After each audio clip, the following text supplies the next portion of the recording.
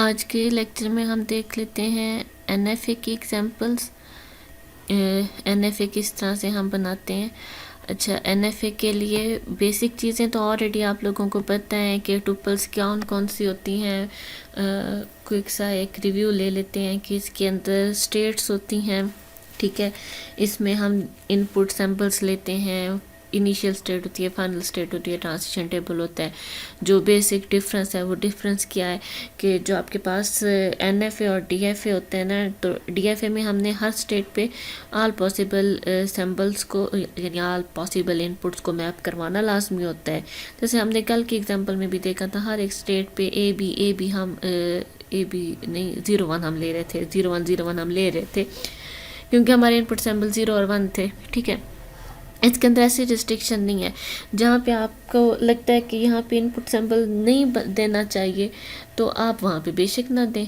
आपको कोई dead state बनाने की ज़रूरत नहीं है, आप उस इनपुट सैम्पल को सिरे से बनाए ही नहीं। ठीक है, दूसरा कहीं पे ऐसा लगता है कि ये इनपुट सैम्पल एक से ज़्यादा स्टेट्स पे आपको लेके जाना चाहिए, आप ले जाएं, तो हम कह सकते हैं कि एनएफए ज़्यादा फ्लेक्सिबल होता है।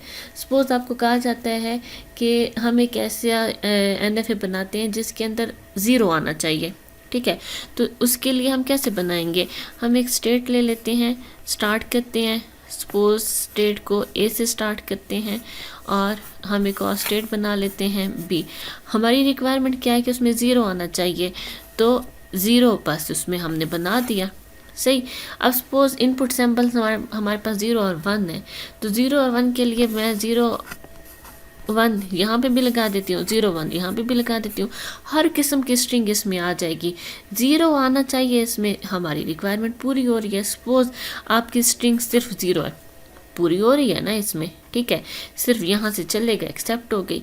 या आप कहते हैं आपकी स्ट्रिंग में आना चाहिए 1 0 1, ऊपर से लूप चलेगा और ए से बी की तरफ 0 चलेगा, एक्सेप्ट हो जाएगा। या कहा जाता है 0 0 एक 0 यहाँ से चलेगा, आखिर वाला 0 लूप से चलेगा, एक्सेप्ट हो गई। तो हर किस्म की स्ट्रिंग ये एक्सेप्ट कर रहा है। या सपोज आपको कहा जाता है कि एक ऐसा एनएफए बनाए जिसके अंदर डबल 1 आना चाहिए। ठीक है, तो डबल 1 के लिए ये इस तरह से। अच्छा, इसमें और भी कुछ एग्जांपल्स हैं, ये सारी की सारी मैं आपको नोट्स की फॉर्म में भी सेंड कर दूंगी, ग्रुप में ही सेंड कर दूंगी। ठीक है, अब रिक्वायरमेंट क्या है कि डबल 1 आना चाहिए। जैसे मैंने आपको कहा था कि सिंपलेस्ट फॉर्म सबसे पहले बना ली करें ना। सिंपलेस्ट फॉर्म क्या था, 1 1 हमने बना लिया। और इनपुट सैम्पल्स क्या है, इनपुट सैम्पल्स तो ये है ना कि इसके अंदर डबल 1, हमारी रिक्वायरमेंट क्या थी कि डबल 1 इकट्ठा आना चाहिए। तो सिंपलेस्ट फॉर्म क्या है कि डबल 1 आ गया। सही है। अब इसके बाद इस डबल 1 से पहले भी कोई ना कोई लूप आ सकता है और डबल 1 के एंड पे भी कोई ना कोई लूप आ सकता है। सही। या अगर आपको कहा जाता है कि एंड डबल 1 पे होना चाहिए। सही, मीन कि आपको कहा जाता है कि सेम ये क्राइटेरिया रखते हैं, लेकिन कहा जाता है कि एंड डबल 1 पे होना चाहिए। तो एंड के लिए हम ए ले लेते हैं। पहली इनपुट 1 लिया, अगली स्टेट पे गए बी, अगली इनपुट ली 1 और फाइनल स्टेट पे चले गए। ठीक है, सी पे। अब एंड तो हो गया, लेकिन स्टार्ट में तो कुछ भी आ सकता है, तो स्टार्ट में हम लूप लगा लेते हैं 1 0 का। सही। या आपको कहा जाता है कि एक ऐसा बनाते हैं एनएफए जिसके अंदर हमारे पास स्टार्ट 1 से हो। ठीक है, स्टार्ट विद 1 या स्टार्ट विद 0 कर लेते हैं। चलिए, स्टार्ट विद 0 हमने ले लिया, ए स्टार्ट विद 0 कर लिया और बी।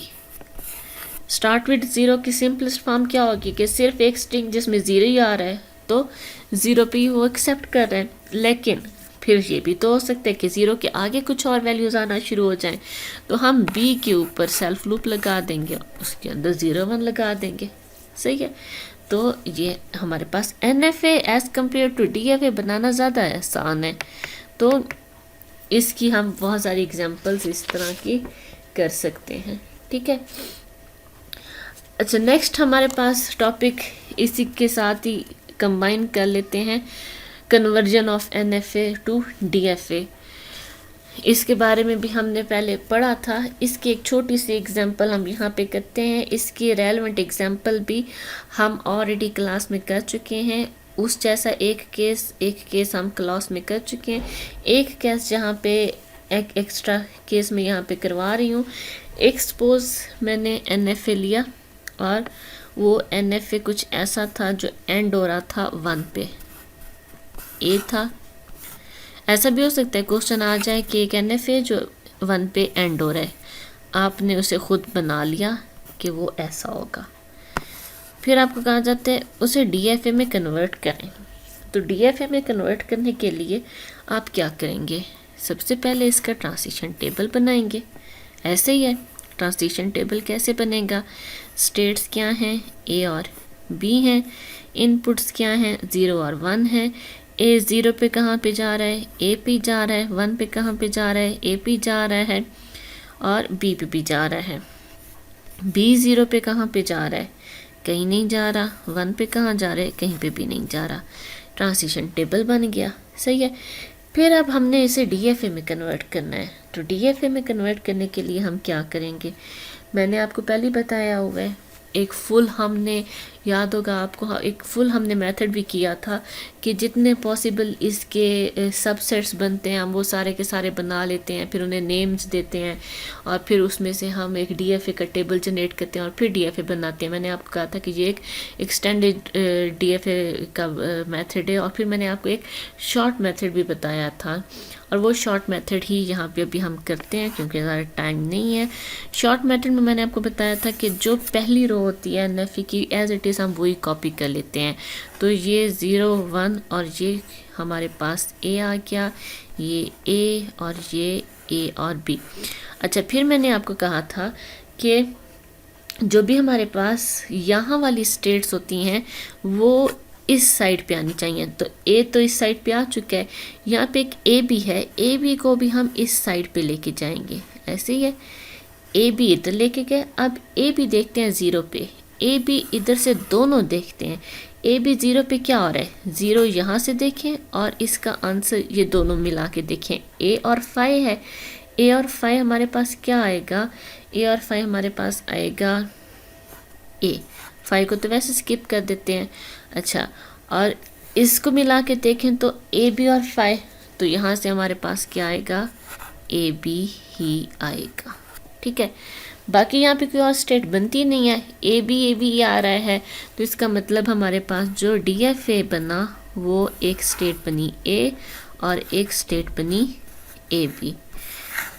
A 0 पे जाएगा A पे ही और 1 पे जाएगा AB पे। AB 0 पे जाएगा A की तरफ और 1 पे जाएगा AB पे। तो ये हमने जल्दी से कन्वर्जन कर दी। इसकी एक और एग्जांपल भी है और वो थोड़ा सा एक अलग केस है, उसे हम कल डिस्कस करेंगे इंशाल्लाह, ताकि हमारे लेक्चर्स बड़े ना हो, ताकि आपको सुनने में ज़्यादा तकलीफ़ भी ना हो, आसानी से आप लोग सुन भी लें।